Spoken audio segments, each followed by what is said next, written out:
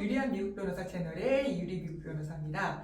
오늘은 미국 입국 과정에서 휴대전화 검사에 대한 내용 한번 다뤄보려고 합니다.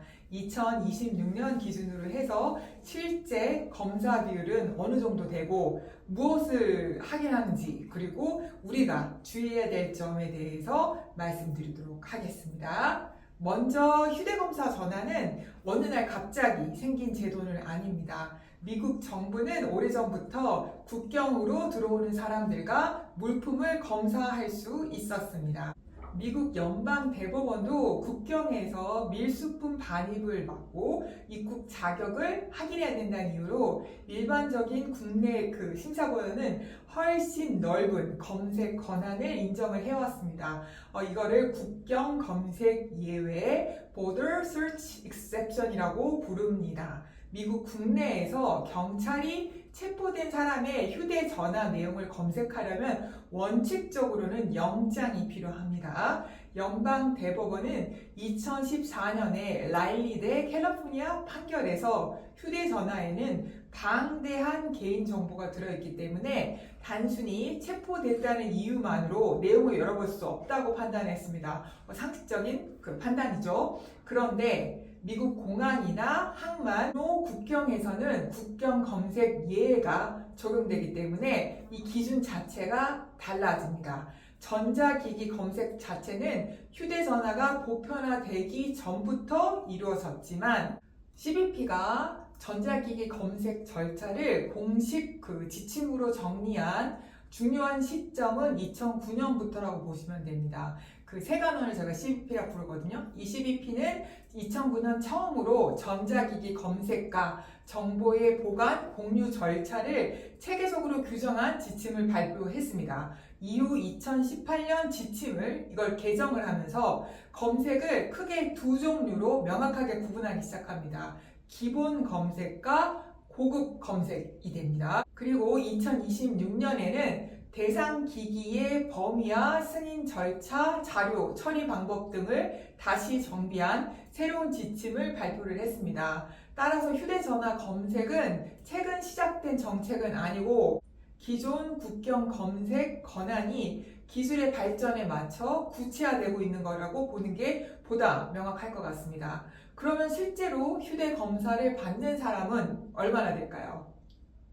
2026년 7월 현재 확인할 수 있는 가장 최근의 공식 통계는 이민국에서 발표한 2025년 회계연도 자료가 되겠습니다. 이 자료에 따르면 미국 입국장에서 처리한 여행자의 숫자가 4억 1,900만 명이 넘었습니다. 이 가운데 전자기기 검색은 5만 6천 건 정도 되는 것 같아요. 55,318건입니다. 비율로 계산하면은 약 0.013%인데 이제 몇 명당 한 명으로 보면 대략 7,600명 중 한 명 정도입니다. 따라서 전체 여행객 중에서 매우 드문 검사라고 보시면 됩니다.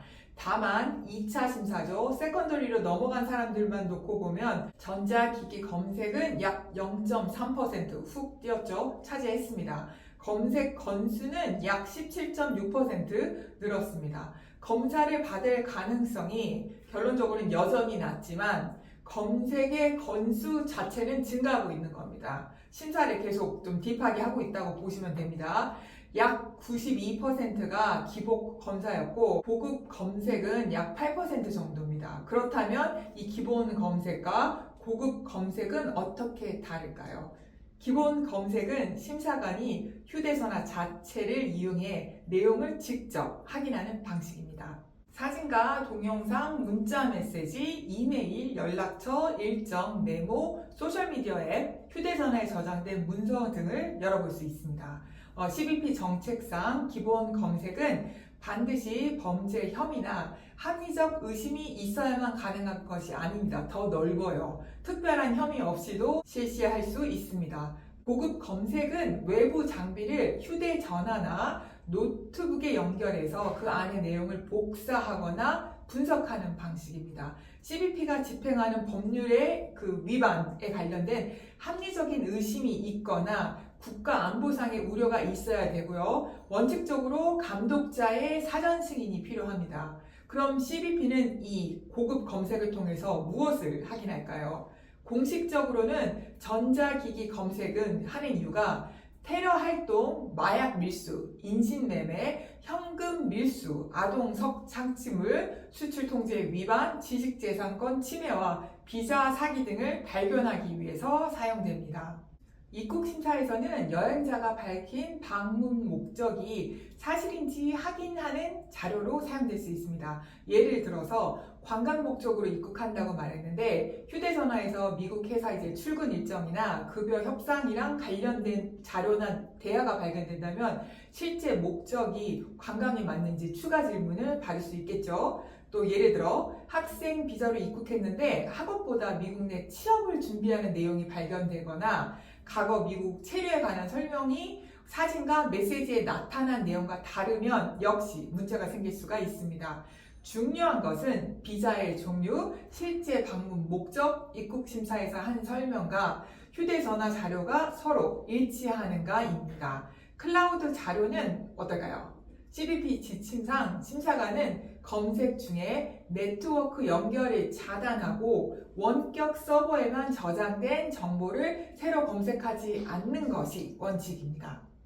하지만 이메일이나 메신저 대화가 이미 휴대전화에 동기화될 수 있죠. 그랬을 경우에는 사진과 문서가 기기에 내려받아져 있으면 확인할 수가 있습니다. 마지막으로 주의할 점입니다. 첫째, 휴대전화 검사를 피하려고 사실과 다른 설명을 하시면 안 됩니다. 입국 목적에 관한 중요한 사실을 고의로 허위 진술을 하게 되면 휴대전화 검사보다 훨씬 심각한 이민법상 문제가 될 수가 있습니다. 두 번째, 휴대전화를 무조건 초기화하거나 중요한 대화를 대량으로 삭제하는 것이 정답은 아닙니다. 자료를 삭제했다고 자동으로 입국이 거절되는 건 아닌데요. 심사관이 중요한 내용을 의도적으로 숨겼다고 의심하면 추가 질문으로 이어질 수가 있습니다. 세 번째, 업무용 휴대전화나 노트북에 의뢰인 정보나 회사 기밀 또는 민감한 개인정보가 있다면 출국 전에 필요한 자료만 가지고 가는 보안 정책을 마련하는 것이 좋습니다. 네 번째는 잔금 해제를 거부했을 때 결과는 그 신분에 따라서 다릅니다. 예를 들어서 미국 시민권자는 휴대전화를 열지 않았다는 이유만으로 미국 입국 자체가 거절당하지는 않습니다. 그런데 추가 심사가 길어지거나 기기가 일정 기간 억류될 수 있습니다. 반면에 비자나 에스타로 입국하는 외국인은 입국 자격을 입증하지 못했다고 판단되면 입국 자체에 불리한 영향을 받을 수 있습니다. 정리하겠습니다. 미국의 휴대전화 검사는 최근 갑자기 만들어진 제도가 아닙니다. 오래된 국경 검색 권한이 2009년, 2018년, 그리고 2026년에 CBP 지침을 거치면서 디지털 시대에 맞게 지금 구체화되고 있는 거라고 보시면 됩니다. 2025년 회계연도 기준 검사 비율은 전체 여행객의 약 0.013%로 매우 낮지만 실제 그 검색하는 건수 자체가 55,000건을 넘어가고 있고 최근 증가하고 있는 추세입니다. 그리고 미국 입국심사에서 휴대전화는 단순한 사생활의 공간만이 아니라 여행자가 밝힌 입국 목적이 사실인지 아닌지 확인하는 자료로 쓰일 수가 있습니다. 가장 중요한 준비는 무언가를 무조건 삭제하는 것이 아닙니다. 자신이 가진 비자의 목적과 실제 방문 목적을 일치시키고 입국심사에서 사실에 근거해서 일관되게 설명하는 것이 중요합니다. 오늘 영상은 이것으로 마무리하겠습니다. 오늘 영상도 시청해 주셔서 감사합니다.